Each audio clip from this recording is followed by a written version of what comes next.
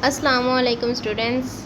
आज का हमारा टॉपिक है स्टेटस ऑफ वायरसेस और बायोनोमियल नोमेनक्लेचर। सबसे पहले देख लेते हैं कि वायरसेस क्या हैं।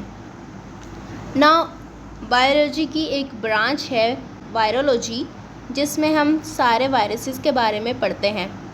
अब वायरसेस लिविंग है या नॉन लिविंग ऑर्गेनिज्म है, इसका जवाब किसी के पास भी नहीं है। ये एक बॉर्डर लाइन है लिविंग और नॉन लिविंग ऑर्गेनिजम्स के बीच में, लेकिन अभी तक कोई ये नहीं जान पाया है कि ये लिविंग है या नॉन लिविंग ऑर्गेनिजम्स हैं। वायरसेस की बात करें तो इनमें कोई भी सेल प्रेजेंट नहीं होता, ठीक है। वायरसेस में किसी किस्म का सेल प्रेजेंट नहीं होता है, बट इनमें जो है वो डीएनए, आरएनए और प्रोटीन्स प्रेजेंट होते हैं।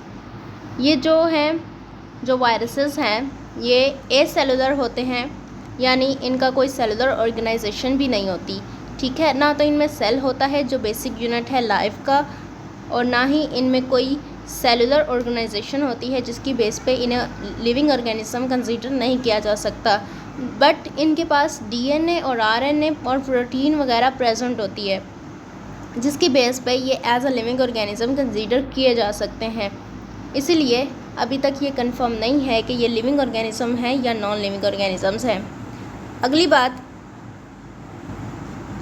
ये जो वायरसेस हैं ये क्या हैं, इनको अपनी रिप्रोडक्शन के लिए किसी होस्ट की ज़रूरत होती है। कैसे?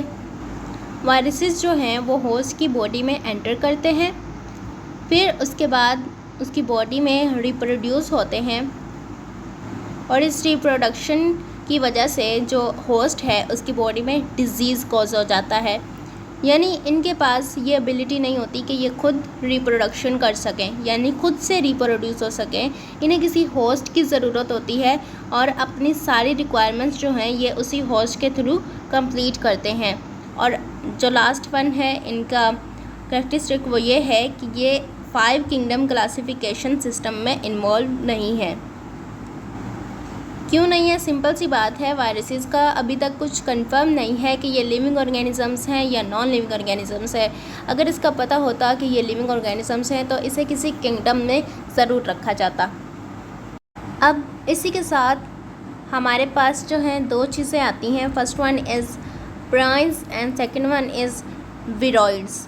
जो प्राइन्स हैं उनके पास प्रोटीन होता है, are composed of proteins, and जो विरॉइड्स हैं उनके पास आरएनए होता है, circular RNA, are composed of circular RNA. ये दोनों जो हैं प्राइन्स एंड विरॉइड्स, ये दोनों प्लांट्स के अंदर इन्फेक्शस डिजीज़ कॉज करते हैं।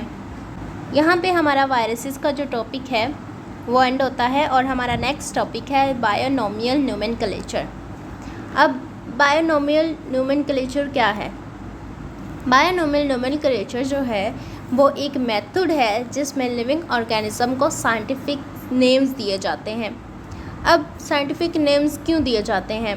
इसलिए क्योंकि जनरल नेम जो है ना वो चेंज किए जा सकते हैं, जबकि साइंटिफिक नेम चेंज नहीं किए जा सकते।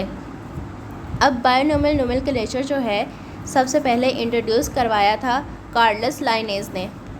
इसने बेसिकली बायोनोमियल नोमेनक्लेचर को इंट्रोड्यूस करवाया था, यानी स्पीशीज़ की नेमिंग की और इन्हें साइंटिफिक नेम की बेस पे क्लासीफाई किया था।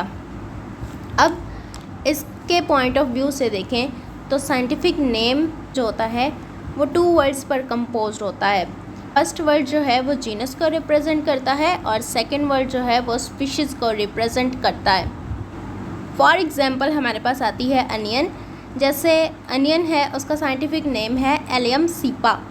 अब जो उसका फर्स्ट वर्ड है एलियम वो जीनस को रिप्रेजेंट कर रहा है कि अनियन की जीनस क्या है, और सेकंड वर्ड सीपा वो जो है अनियन की स्पीशी को रिप्रेजेंट कर रहा है। दूसरी बात, साइंटिफिक नेम हमेशा इटैलिक में लिखा जाता है, उसे सिंपली नहीं लिखा जाता। अगर हैंड रिटन में हो तो उसके नीचे अंडरलाइन कर दिया जाता है। और तीसरी बात, जो इसका पहला नेम है उसका फर्स्ट वर्ड जो होगा वो हमेशा कैपिटल होता है, और बाकी के स्मॉल, और बाकी के जितने भी वर्ड हैं वो सब के सब स्मॉल होते हैं। साइंटिफिक नेम जो है वो फिक्स होता है। इसके बाद हमारे पास आता है इसका सिग्निफिकेंस, कि इसका सिग्निफिकेंस क्या है। फॉर एग्ज़ाम्पल हम अनियन को ही ले लें। बहुत सी कंट्रीज़ में अनियन के डिफरेंट नेम्स हैं, जैसे कि बेसल एंड वेसल वगैरह, लेकिन साइंस में इसका एक ही स्पेसिफिक नेम है जो है एलियम सीपा।